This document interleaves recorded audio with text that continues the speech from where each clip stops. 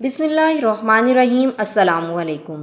حضرت خضر علیہ السلام کہیں جا رہے تھے اور وہ بوڑھے تھے۔ ان کے پاس کسی قسم کا ساز و سامان یا رقم بھی نہیں تھی، بالکل خالی ہاتھ تھے۔ راستے میں انہیں ایک فقیر ملا۔ اس نے حضرت خضر علیہ السلام سے کہا کہ مجھے خدا کے نام پر کچھ دے دو۔ خضر علیہ السلام نے جواب دیا کہ میرے پاس تو کچھ بھی نہیں۔ اس فقیر نے دوبارہ کہا کہ مجھے اللہ کے نام پر کچھ تو دے دو۔ حضرت خضر علیہ السلام نے جواب دیا کہ بھائی، میں اسی خدا کا نام لے کر تم سے کہتا ہوں کہ میرے پاس کچھ بھی نہیں ہے، میرے سامنے اتنا عظیم نام نہ لو۔ اس فقیر نے تیسری مرتبہ کہا کہ مجھے اللہ کے نام پر کچھ تو دے دو۔ حضرت خضر علیہ السلام نے جواب دیا کہ تو نے اتنی بڑی ہستی کا نام لے لیا ہے، مگر میرے پاس کچھ بھی نہیں ہے۔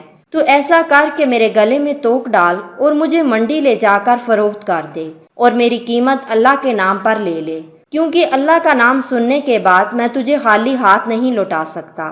اس فقیر کو کیا پتا تھا کہ اللہ کے برگزیدہ نبی حضرت خضر علیہ السلام ہیں۔ بہرحال اس نے کچھ پوچھے بغیر ان کے گلے میں توک ڈال دیا اور منڈی لے گیا، اور وہاں جا کر اعلان کرنے لگا کہ اس بوڑھے کو خرید کر کون اپنا غلام بنائے گا۔ منڈی کے خریداروں میں ایک بوڑھا آدمی بھی تھا۔ اس نے اپنے دل میں سوچا کہ یہ شخص تو بوڑھا ہے، کام کرنے کے قابل نہیں۔ اگر کسی اور نے اسے خرید لیا تو اس سے خوب کام لینے کی کوشش میں اس پر ظلم کرے گا، لہٰذا اسے میں ہی خرید لیتا ہوں۔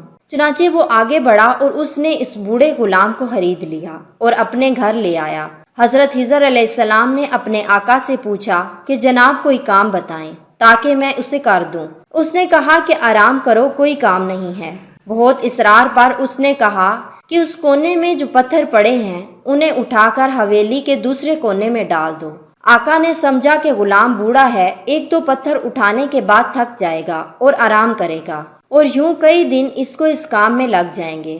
کچھ دیر بعد وہ آقا واپس آیا تو سارے پتھر حویلی کے دوسرے کونے میں پڑے تھے۔ وہ حیران رہ گیا کہ یہ کیا ہوا کہ اس بوڑھے نے کئی دنوں کے کام کو اکیلے چند گھنٹوں میں کر لیا ہے۔ اس نے حیران ہو کر پوچھا کہ تم کیا چیز ہو اور کون ہو؟ انہوں نے جواب دیا کہ جناب میں آپ کا غلام ہوں۔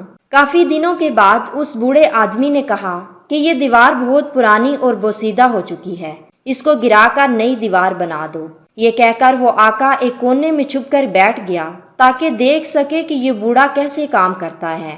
چنانچہ حضرت خضر علیہ السلام نے پرانی دیوار گرائی، گارا بنایا، پھر ایک پتھر کو گارا لگا کر دیوار بنانے کے لیے رکھا، اور پھر یوں پتھروں کو اشارہ کیا تو پتھر ترتیب سے دیوار پر لگنا شروع ہو گئے، اور پھر آنن فانن دیوار کھڑی ہو گئی۔